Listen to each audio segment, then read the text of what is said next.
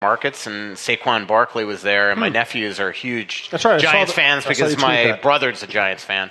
And Saquon Barkley couldn't not have been classier. They bought them cookie dough and took pictures with them and videos and all that. He was there doing a Visa commercial. Cool. So, yeah. Good deal. So, thank Barbara. We hope you're doing okay. Glad Michael got to get down and see you. Let's take a quick break. Thank Tony Hoaglund, your State Farm agent in Champlin. He handles my insurance. He handles Michael's insurance. He also now offers financial services, and we've been working with Tony for years, so he's certainly someone you can trust with your money or your insurance. You can reach him at 763-421-4900. You can work with him via app, phone, through his assistants, through him himself. He makes it all very easy. Hey, Minnesota sports fans. This is your local State Farm agent, Tony Hoaglund. I need you all to ask yourselves this question. If you're in an at-fault car accident and you are sued for $700,000, how much of that $700,000 will my current insurance company pay? If you are unsure or can't answer all $700,000, you need to give us a call. State Farm has been number one in car insurance since World War II and number one in homeowners insurance since 1964. For a no-obligation review of your current policies, call us at 763-421-4900 or check out our website at www.champlininsurance.com. So you sent Chad Graff to Buffalo. Yeah. Remind me never to work for you. Chad's best friend is the video coach for the Sabres, so he asked for that a long time ago. I think he thought he was going to be able to watch the Super Bowl with them, but I think the Sabres had a Super Bowl party to support Chad, went to Buffalo early. But I would have loved to have given that game even if he didn't ask for it. Yeah. So yeah. What's up, David? Hi, David. Hey, how's it going? Yep. So who do you think the most available center or forward is for the Wild that they could obtain with what we currently have? I know they're going to have to make a hockey trade, in quotes, there with something who... Well, I mean, Matt Duchene's out there, but you'd have to give up an unbelievable amount of stuff for him. And you don't know if you're going to be able to re-sign him or even if you want to. This is all rentals. I mean, what I think that he would like to do is make an actual hockey trade if he's going to add a significant piece back with term and things like that. Derek Brassard, I think, will probably still be flipped from Florida after being acquired by him. But, I mean, what's that going to do for the Wild? There just isn't a lot out there suddenly. I was looking at the list of rentals today, and the best ones right now are guys like Stone, who, a right shot, right wing would make a lot of sense if you can get him to resign. Stahl, Simmons, but Simmons again isn't a center. Marcus Johansson, he's not a center. Zuccarello's not a center. Hayes technically is not. I don't think he's. He can play either, I guess, but I don't know. I just don't know if rentals are what you're going to want to do right now without Mikko. If you don't think that if you got to give up a significant asset for a rental and you don't think that's going to do enough for you anyway, then they might have to change tack. So I do think that Paul's going to just watch the way that they're playing the next 2.5 weeks and let the team decide what his next approach are. But if you're going the rental market, there's just not a lot out there right now other than the big guys like Panarin, Bobrovsky, Stone, Duchene, Simmons, those guys. And Duchene's the only one there that would be a center. And then second question, were you surprised that Prosser actually cleared waivers? Yeah, I thought that he would get taken. The night before, I thought Edmonton was interested. I was told that morning from a source there that they had no interest. And I thought that maybe Chuck would go add some depth, especially because Folan has not been happy with his role and hasn't played well there. But I think maybe Chuck's been there, done that. So I just thought a veteran right defenseman would get picked up. So we'll see. I mean, I don't know if Nate Prosser's totally done here. I do think that, first of all, injuries are inevitable, it seems. And I would think that if they need a right defenseman, that he would be the first call up before Louis Belpedio, in my opinion. Good questions. Thank you, David. Appreciate it. We had a Twitter question. Kevin Luckow said, in keeping with the theme of this week, can you have Russo tell any stories of weather-related misadventures as far as getting to the arena or catching a flight after the game? I'm sure he has growing up in New York with the famous 3-3-4 game went down between the Devils and the Flames. And by the way, the weather has been so bad here lately that Chris Hines, who came here after being a hockey writer in Chicago, is complaining about the weather. Yeah. Well, he's also got a park on the street where he lives, so that would be a problem. Yeah. You probably know that, right, Brandon? I mean, if you don't have underground parking right now, oh my Lord. or a garage. Weather-related issues. I mean, obviously the one here that everybody remembers is last year against Ottawa in January, where all the players had trouble getting to the rink, and Tyler Ennis smashed into the back of Matt Dumba's car on the way to the rink. They were abandoning cars, and valets were being shuttled to the cars to bring them to the arena, and guys were showing up just at warm-ups, things like that. In fact, tomorrow, I think with the weather is bad, I think the players are getting day rooms downtown St. Paul, so they don't have to deal with that. For me personally, there are a couple do hop in mind. I just remember my first time I was flying from Ottawa to Boston, and I just remember getting on a prop plane in the middle of a blizzard in Ottawa at 6 a.m., and I turned to David J. Neal to the right of me, and I said, boy, this really isn't as glamorous a job as I thought it was. And he's like, yeah, exactly. People don't see this part of the job when you're on a 6 a.m. prop from Ottawa to Boston.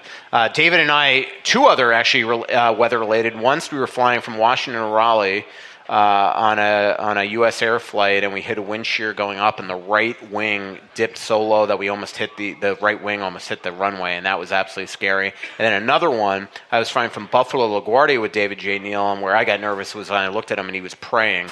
But we were hit by lightning over New York City, and we were the last flight leaving Buffalo because of a snowstorm, and the last flight into LaGuardia because of a rainstorm. We were over apparently 80-mile-per-hour winds or something over Manhattan. It was so frightening. There were fire engines when we landed. I was so emotionally exhausted that I got to my hotel room that morning, and I went standby on that flight too. I got because I wanted to spend the day in Manhattan. I showed up at my hotel at 8:30 in the morning, and I fell asleep on the bed, and I didn't wake up till 4 p.m. It was that frightening. Another one was I was flying from Ottawa, theme with Ottawa to Edmonton. It was the day that Cam Stewart was knocked out from Kevin Dineen's elbow, and Brett Hedican broke the finger of Daniel Alfredson with a slash, and I landed in Edmonton, and I found out that Hedican was suspended, and so I had to go write the story, and I rented a car, and right when you leave the Edmonton airport, I'm getting on the kind of the turnaround to get onto the highway to get into downtown Edmonton. For that 30-minute drive, and I hit some black ice and wound up in the middle of the embankment. And I still, to this day, I hit my head on the window, and I'm stuck in snow. And I still, to this day, wish I could thank the people. But I'm about to get out of the car, and next thing I know, I feel my car moving, and it's being pushed out by some good Samaritans right back onto the road. And I was driving this Chevy Malibu, and the tires are spinning, and I just remember thinking to myself, you know what, I better not stop, or I'm never going to keep on going. So I never said thank you or goodbye or anything. I just continued going. And I get to the hotel at the Westin in downtown Edmonton. The first person I run into in the lobby is Stan Wong. And I told him, hey, I was just hit my head on the window. And Stan Wong, who to this day is still the USA medical trainer, he basically looked after me and made sure that I kind of didn't fall asleep that night because of the concussion at that point. So it was pretty funny. So I'm in Philadelphia covering the Vikings. They're going to play a Sunday night game against the Eagles, right? Mm-hmm. Massive snowstorm comes in. Yeah. And teams fly on Saturday. So we flew on Saturday. So everybody's in Philadelphia by mid-afternoon Saturday for a Sunday night game. It gets postponed till Tuesday. This is 2013 or something. Mm-hmm. And so, there's one restaurant open in downtown Philadelphia, and it's the what are they called? The Capitol Grill. So, the bills we ran up were incredible. And I had somebody tell me, I won't mention the names of the players, but a bunch of Vikings players are up, and one of them's a veteran enough player to have, kind of a suite in the Philadelphia Marriott. And, Vikings official comes in and says, okay, no game tonight, no game Monday, right? We're not doing anything till game time on Tuesday. And a veteran player looks and said, are you sure?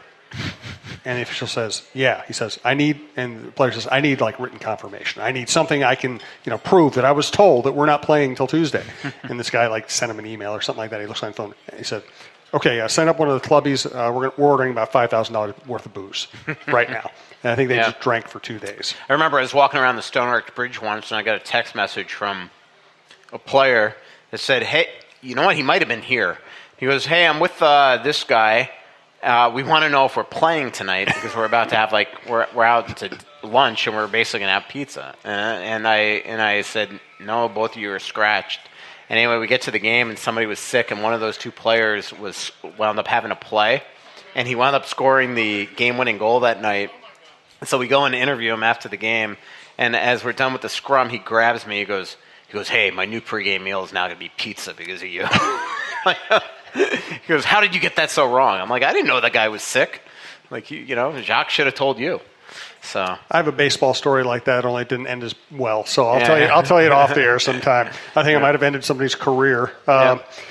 Let's go to some more Twitter questions. Once again, we're at Dulono's Pizza, downtown Minneapolis. But just real quick, just another story just popped in my head. Like the Jacques regime with communication to players was always just hilariously bad.